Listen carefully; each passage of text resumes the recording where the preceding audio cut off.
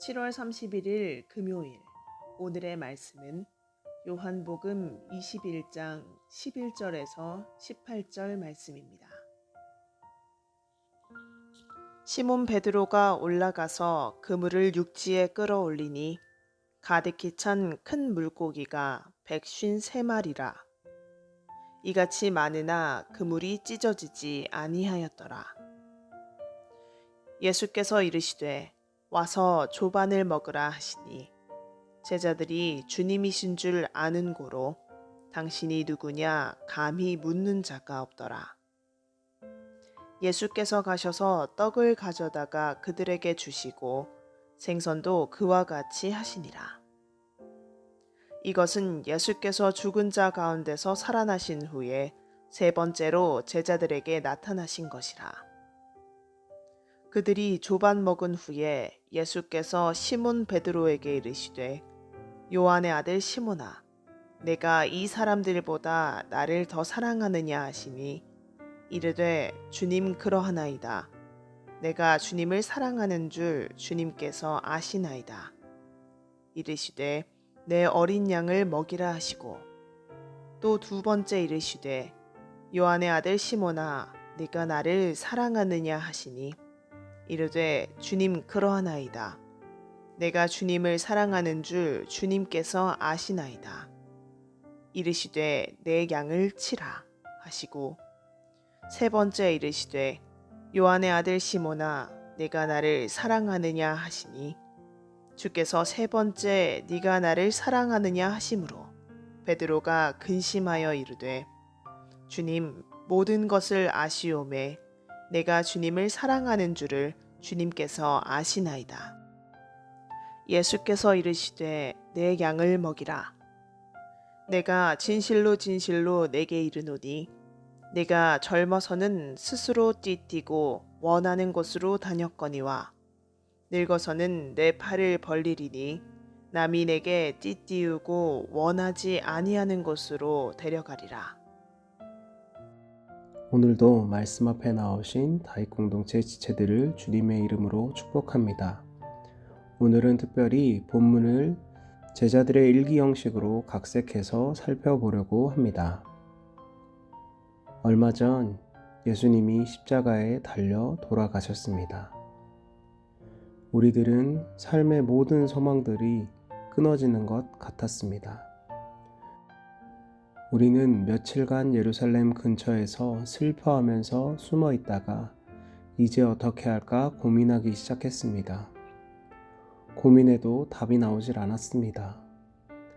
그때 베드로가 말했습니다. 우리 집에 가서 물고기나 잡자. 베드로의 그 말에 다들 그거라도 하자라는 반응이었습니다. 우리들은 짐을 싸서 갈릴리 고향으로 돌아갔습니다. 갈릴리에 도착해서 배를 띄우고 물고기를 잡기 시작했습니다. 그런데 너무 오랜만에 그물질을 해서였을까요? 이상하리만큼 고기가 하나도 잡히지 않았습니다. 밤새도록 잡았지만 얻은 것이 하나도 없었습니다. 베드로는 예수님이 자신을 부르던 때가 생각났습니다. 그때도 밤새 고기를 잡았지만 하나도 잡지 못했습니다. 그렇게 밤이 새고 난 후 날이 밝아와 다시 바닷가로 가까이 갔습니다. 그런데 어떤 사람이 바닷가에 서 있는 것이 보였습니다. 멀어서 누구인지는 알 수 없었습니다. 그런데 그 누군가의 목소리가 들려오기 시작했습니다. 얘들아, 너희가 잡은 게 있느냐? 우리는 어리둥절했지만 사실대로 하나도 없다고 말했습니다. 그때 다시 한번 목소리가 들려왔습니다. 그물을 배 오른편에 던져보아라. 그러면 잡을 것이다. 우리는 믿어야 본전이니 그물을 한번 던져보았습니다. 그물을 던지는 순간 믿을 수 없는 광경이 벌어졌습니다. 잠잠하던 바다에 물고기들이 앞다투어 그물로 들어가려고 했던 것입니다. 이와 같은 광경을 우리는 본 적이 있습니다. 바로 예수님께서 베드로를 부르시던 그날에 있었던 일입니다. 깊은 곳으로 가서 그물을 던지라고 했던 말씀에 순종해서 수많은 물고기를 잡았던 기억 말입니다. 그때 요한이 말했습니다. 베드로야, 주님이야. 베드로도 그렇다고 확신하고 있었던 것 같습니다. 그 순간 베드로가 예를 갖추듯 겉옷을 두르고 배 밖으로 뛰쳐나갔습니다. 아직 육지까지는 10m나 남았는데 베드로는 지체할 수 없었습니다. 베드로는 주님께 달려가 그 앞에 엎드려 울었습니다. 우리들은 배를 타고 육지에 도착했습니다. 도착해보니 숯불이 피워져 있고 예수님이 우리를 위해 음식을 준비해 놓으셨습니다.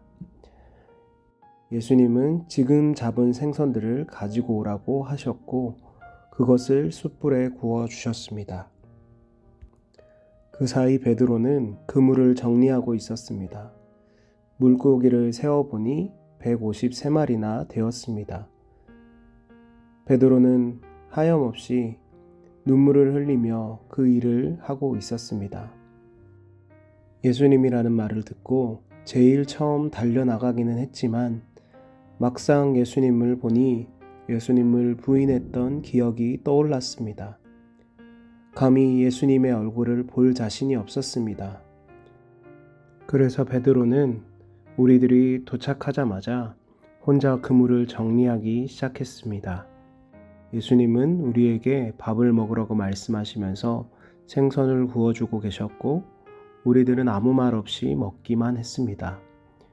예수님은 왜 여기서 이러고 있느냐고, 내가 다시 살아날 것을 계속 말하지 않았느냐고 타박을 주시지도 않으시고 그저 말없이 생선을 구워 주셨습니다. 사랑하는 여러분, 예수님의 죽으심을 실제로 경험한 이들은 절망감에 빠지게 되었습니다. 십자가는 사실 영광의 상징이라기보다는 수치와 고난의 상징입니다.